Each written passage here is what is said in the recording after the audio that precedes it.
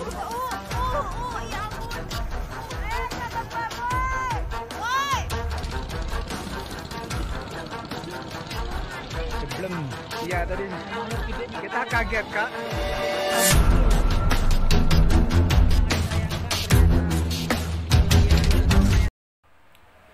Assalamualaikum warahmatullahi wabarakatuh. Kami dari kelompok 6. Di sini kami akan membahas mengenai penggunaan alat tangkap bom pada nelayan.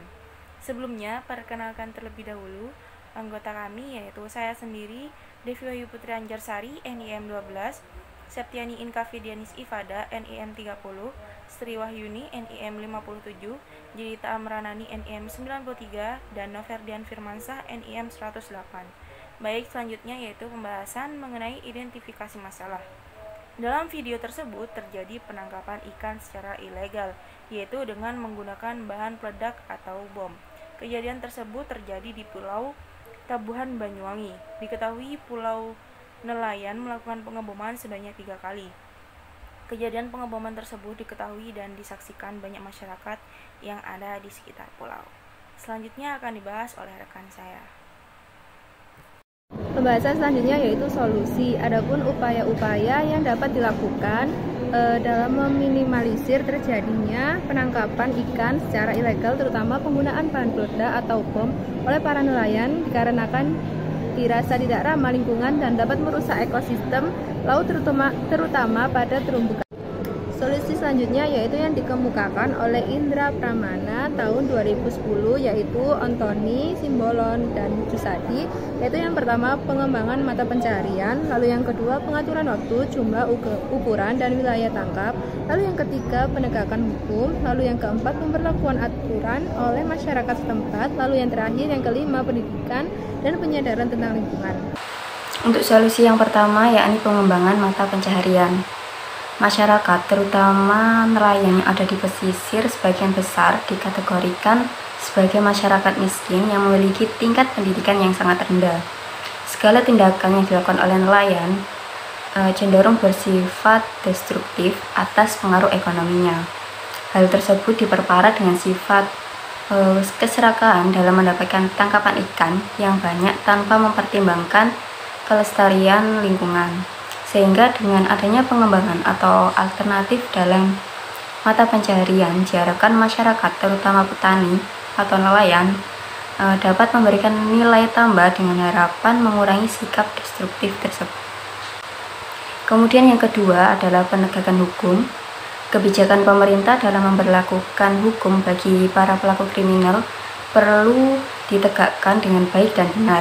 Perlunya penegakan hukum secara tegas bagi para pelaku penangkapan ilegal termasuk dalam hal yang perlu diperhatikan bagi pemerintahan. Hal tersebut dapat dimulai dari aparat penegak hukum terkait masalah ini. Apalagi penggunaan bom sendiri telah diatur dalam pasal 84 Undang-Undang Nomor 31 Tahun 2004 tentang Perikanan. Selanjutnya akan dijelaskan oleh teman saya. Untuk selanjutnya adalah solusi dari pendidikan dan penyadaran tentang lingkungan. Pelaku penangkapan ikan ilegal terindikasi memiliki tingkat pendidikan rendah, sehingga tidak mengetahui pentingnya pemeliharaan terumbu karang. Penyadaran ini dapat dilakukan untuk menambah pengetahuan nelayan mengenai hal tersebut, yaitu dengan melalui seminar, lokakarya, workshop, dan studi banding. Untuk solusi pengaturan waktu, jumlah, ukuran, dan wilayah tangkap, di beberapa lokasi Indonesia telah memberlakukan kebijakan tersebut. Namun, banyak juga yang masih belum menerapkan hal ini. Pentingnya pengaturan waktu, jumlah, ukuran, dan wilayah tangkap dapat meminimalisir nelayan dalam melakukan penangkapan ikan secara berlebihan dan membahayakan ekosistem laut. Pada solusi pemberlakuan aturan oleh masyarakat setempat, yaitu aturan masyarakat dapat dijadikan sebagai kearifan lokal yang dapat meminimalisir adanya tindakan pengeboman dalam menangkap ikan. Hal ini dapat dimulai dari tokoh masyarakat, tokoh agama, maupun pemerintahan desa. Baik, terima kasih. Di sini saya akan menjelaskan mengenai peran stakeholders. Untuk yang pertama, di sini pemerintah perlu membuat adanya kebijakan Kebijakan di sini dalam bentuk peraturan pemerintah, khususnya peraturan daerah sekitar, serta melakukan koordinasi di antara stakeholders terkait dalam melakukan pengawasan areal di sekitar perairan. Selanjutnya, peran stakeholder berikutnya yaitu masyarakat perlu berpartisipasi atau ikut membantu dalam menjaga keamanan dan kelestarian sumber daya air, terutama pada ekosistem laut. Sehingga di sini peran masyarakat sangat diperlukan untuk ikut mengawasi areal perairan di Indonesia. Di sini masyarakat juga berperan sebagai mata dan telinga ketiga oleh pihak instansi dan pihak berwajib. Untuk peran stakeholder selanjutnya yaitu TNI AL dan Polri.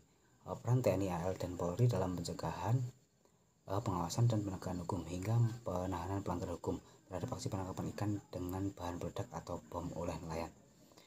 Selanjutnya di sini peran Dinas Perikanan dan Kelautan atau DKP, yaitu dengan melaksanakan penyuluhan, pembinaan dan koordinasi antara DKP dengan masyarakat melalui pembentukan kelompok pengawas.